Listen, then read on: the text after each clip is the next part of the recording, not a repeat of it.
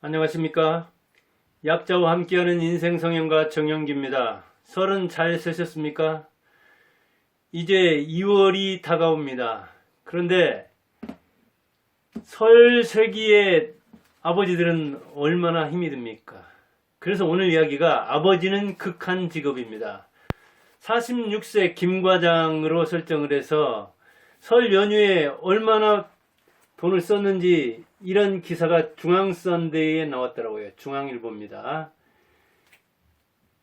설 연휴 차례, 그 다음 교통비, 양가 부모의 용돈, 세뱃돈, 선물 이런 걸 다 포함해 보니까 200만 원 안팎이 들었다 이렇게 이야기를 하고 있습니다. 46세 김과장. 이거는 차이가 크겠죠. 양가를 다 포함해서도 100만 원 안 쓰는 사람도 있을 것이고 있어도 안 쓰는 사람도 있겠고 없어서 못 쓰는 사람도 있겠고 200만 원이 아니라 300만 원, 400만 원 쓴 사람도 있겠죠. 대략 해서는 저는 60만으로 4세의 정형기인데 처가 장인 장모는 다 살아계시고 우리 집에는 어머니만 살아계시는데도 아들이 용돈을 줘서 그렇지 정말 이 못지않게 들었습니다. 형편대로 이렇게 하는 거죠, 물론. 그러기는 하지만 아버지는 극한 직업입니다. 돈만 듭니까? 여기서 이제 그 왕복 한 600km를 설정했으니까 서울로 기준을 잡는다면 경상도나 전라도 사는 사람, 저처럼 전주 사는 사람은 전주에서도 또 시골은 진안이거든요. 600km면 왔다 갔다 하죠. 그러면 기름값만 해도 20만 원 안팎 든다 그런 이야기예요. 그런데 좋은 소리 듣습니까? 운전도 아버지가 해야 되죠. 내려와서는 고부간에 갈등하는 수도 있죠. 저도 6남매 장남인데 형제간에도 명절에 모처럼 만나는데 좋은 말이 오가야 되는데 좋은 말보다는 핵심만 이야기하다 보니까 경제적인 문제, 상속 문제, 부모님 모시는 문제, 부모님 병 구안, 간병 이것저것이 그때 주제가 됩니다. 그러면 아버지들은 여기저기서 갈등 요인이 생기는 거죠. 이번에 뭐 처가든 우리 집이든 그 비슷한 문제를 안고 있지 않은 그런 집은 드물 정도입니다. 그런데 여자들은 참 힘들다. 전 부치는 거 힘들고 접대하는 거 힘들고 날마다 2, 3일 동안 여자들은 계속 일어서서 뭔가를 준비를 해야 되는데 남자는 뭐 가져와라, 고스톱 친다, 또 누구 만나러 나간다 이렇게 바깥으로 돈다거나 아니면 집에 있어도 거들어주지를 않는데 여자들은 무슨 죄냐 이렇게 하면서 아버지들을 되게 좋지 않게 생각하죠. 그래서 늙은 아버지 하면 어떤 이미지입니까? 딱 사랑방에 앉아서 뭐 가져오라 이리 오너라 하는 전 근대적인 고집불통에 소통이 안 되는 불통 정도가 아니라 먹통, 불변, 변하지 않는 사람. 그리고 세대, 시대착오적인 생각을 하면서 뭔가 그 가부장적인 그런 권위를 잊지도 않은 다른 사람이 받들어주지도 않는 그런 권위를 지키려는 새님 같은 그런 이미지를 떠올리잖아요. 그런데 어머니는 어때요? 우리나라 최고의 지폐 5만원짜리에 어머니가 들어갔잖아요. 현모 양처. 사실은 현모이기는 한데 양처 좋은 아내냐? 거기에 대해서는 논란이 있습니다. 신사임당은 5만원 들어갔지만 신사임당의 남편, 즉 이율곡의 아버지가 누군가도 잘 모릅니다. 이원수죠. 아버지는 화폐에 들어간 사람 있습니까? 아버지로서 이순신, 세종대왕, 이황, 이율곡 아버지로 들어간 게 아니에요. 다 충무공 무신으로서 세종대왕 성군으로서 나머지는 학자로서 그렇게 들어갔지 아버지 이렇게 신사임당처럼 최고협회 아닙니다. 어느 그 기관에서인가 좋아하는 말을 골라보라 70개만 골라보라 해서 조사를 해봤더니 그 1위를 차지한 사람은 어머니, 아버지는 70등에 끼지도 않았대요. 물론 요즘 들어서는 이제 빅데이터 같은 데서 분석해보면 어머니가 조금 내려오고 아버지가 이제 올라가기 때문에 아마 새로 조사를 하면 70등에는 이제 충분히 들지는 모르지만 지금까지 아버지가 그랬습니다. 그런데 이 아버지에 대해서 오늘 이렇게 8가지 측면에서 왜 그것이 극한 직업인가를 한번 설명해 보려고 합니다. 직업에 이제 의해 대해서 여러 가지 이야기를 하는데 뭐 소득이다, 행복이다, 보람이다, 자아실현이다 여러 이야기를 하지만 아버지 취업하는 데는 대개는 시험 없죠. 자격증 필요 없죠. 무자격 아버지들 그래서 많잖아요. 여자 만나서 결혼 안 해도 되죠.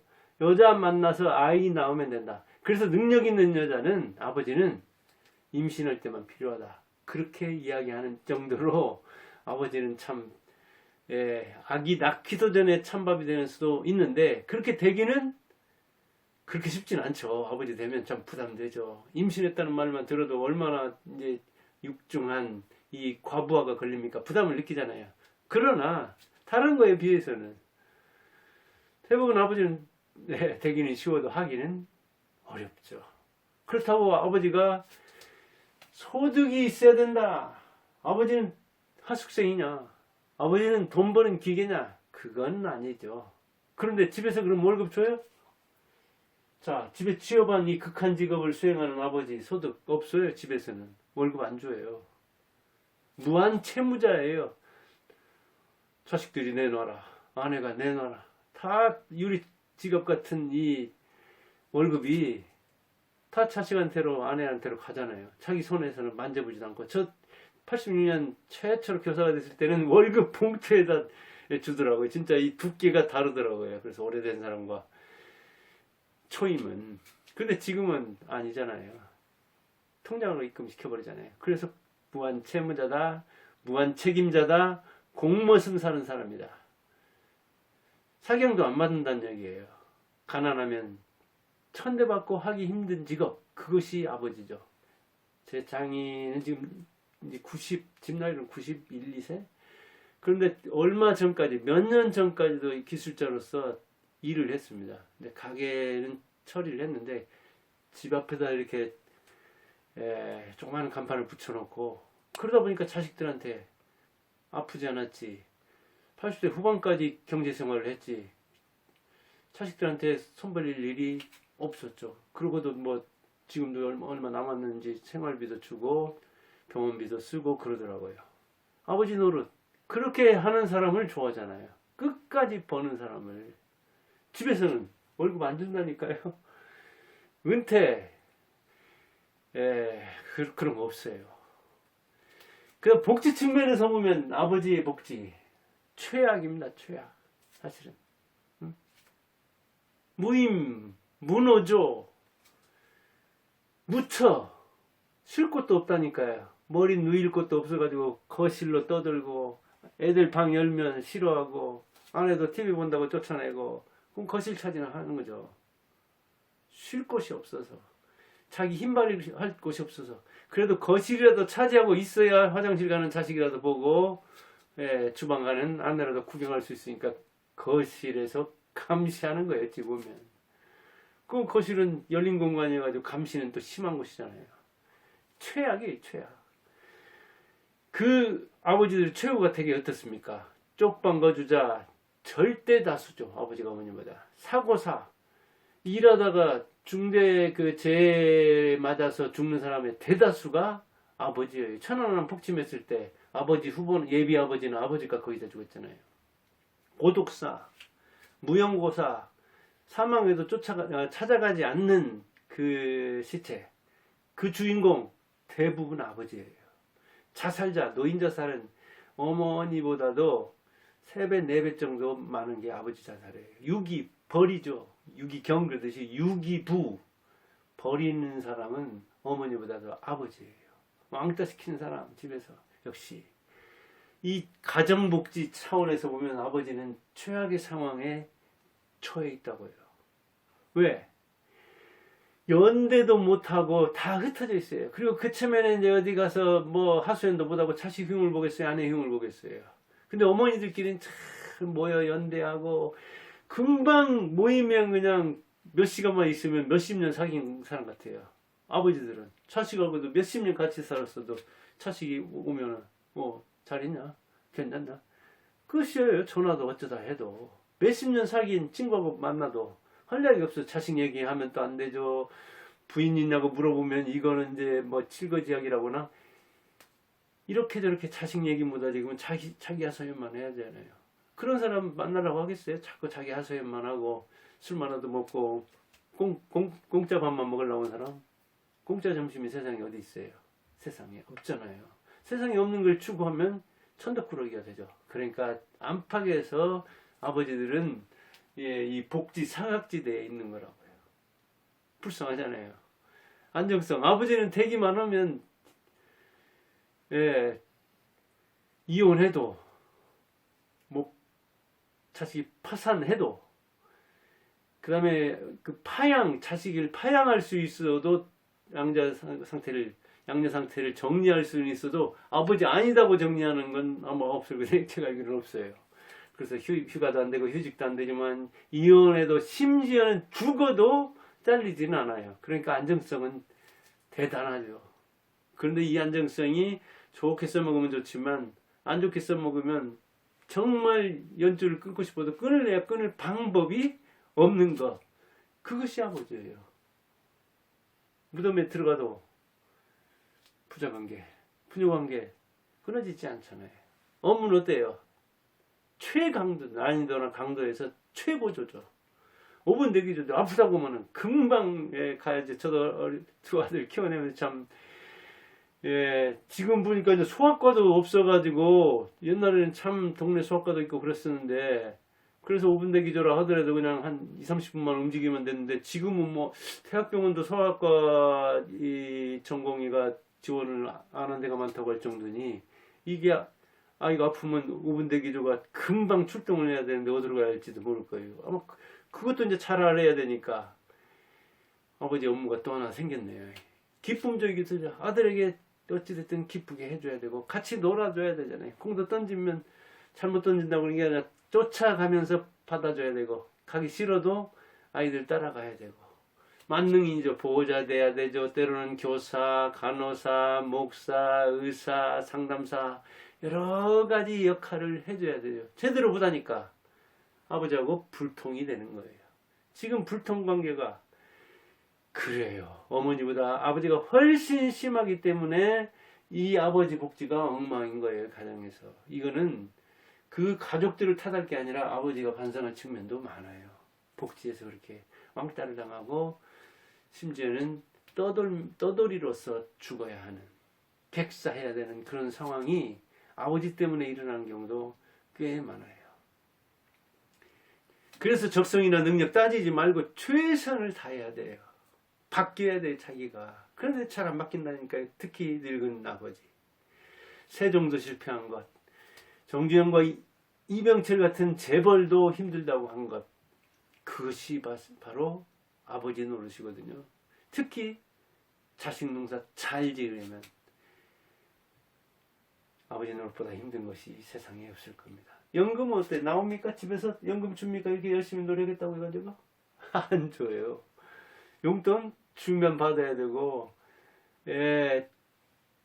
부모 돈 끝까지 뺏어가지 않으려면 다행이에요. 그래서 이 연금을 자기가 끌어안고 있죠. 주택도 이렇게 그 연금으로 돌려서 받으려고 하고, 국민연금을 이 담보로 해가지고 자식이 부모 그 연금 담보로 해서 빌려가는 수도 있고, 그 연금을 더 받아가려고 하는 수도 있고, 그러죠. 참, 투자비도 못 건지는데, 잘해야 혼전이요. 잘못하면 손해인데, 자녀한테 용돈 받은 사람은 효자를 줬다고 생각하면 됩니다. 저도 그런 점에서 이제 두 아들, 하나는 취업, 하나는 취업 준비생인데, 첫째 아들이 취업을 다행히 해서 이렇게 용돈을 주고, 이게 이제 결혼하면 힘들겠죠. 아무튼, 명절을 부드럽게 세게 하기도 하고 그런데, 그래서 효자로 생각합니다. 다른 측면에 마음에 안 들어도, 그것만 해도 얼마나 생각하면, 이 돈 가는데 마음 가는 거라고 생각하면서 널리 이해하려고 합니다.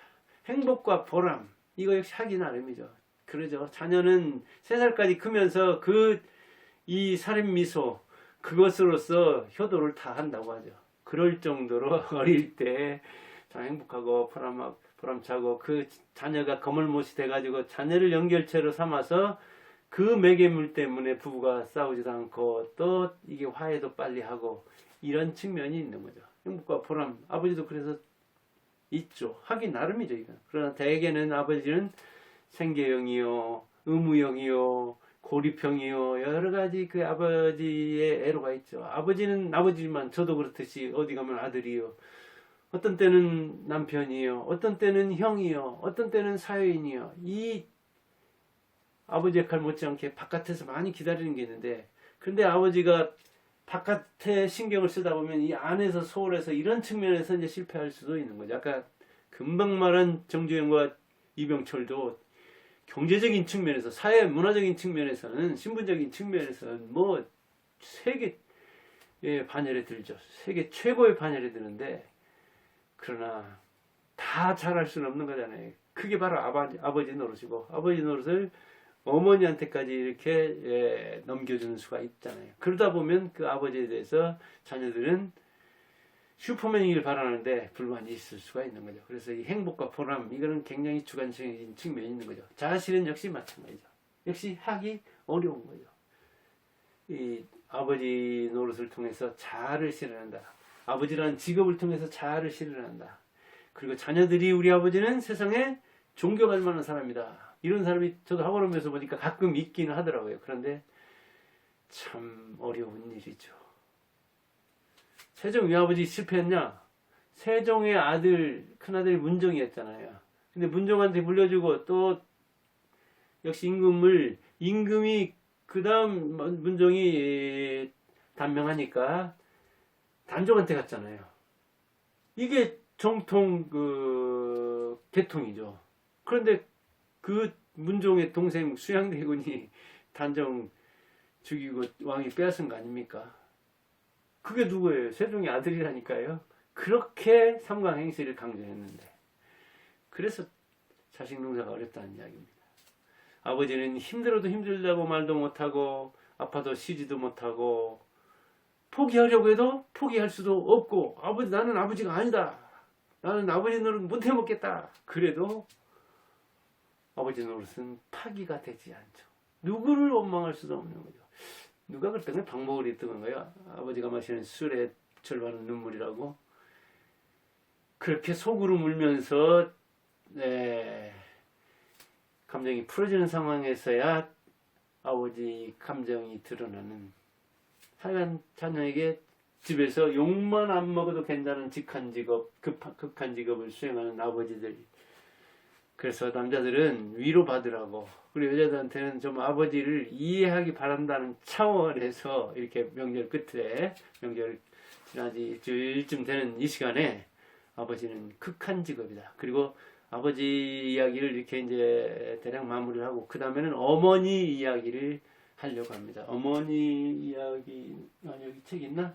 제가 쓴 책, 이제 지금까지 제가 쓴 책 좋은 아빠 되는 길을 통해서 이제 아버지 이야기를 해봤고요. 다시 제가 또 쓴 책, 이런 책이 있거든요. 엄마의 격이라는 이런 책이 있는데, 이걸 또 기반으로 해서 뭐 몇십 회가 될지 모르는데, 이제 챕터별로 제가 몇십 개를 썼기 때문에 그걸 기반으로 해서 가감해서 이야기하는 겁니다.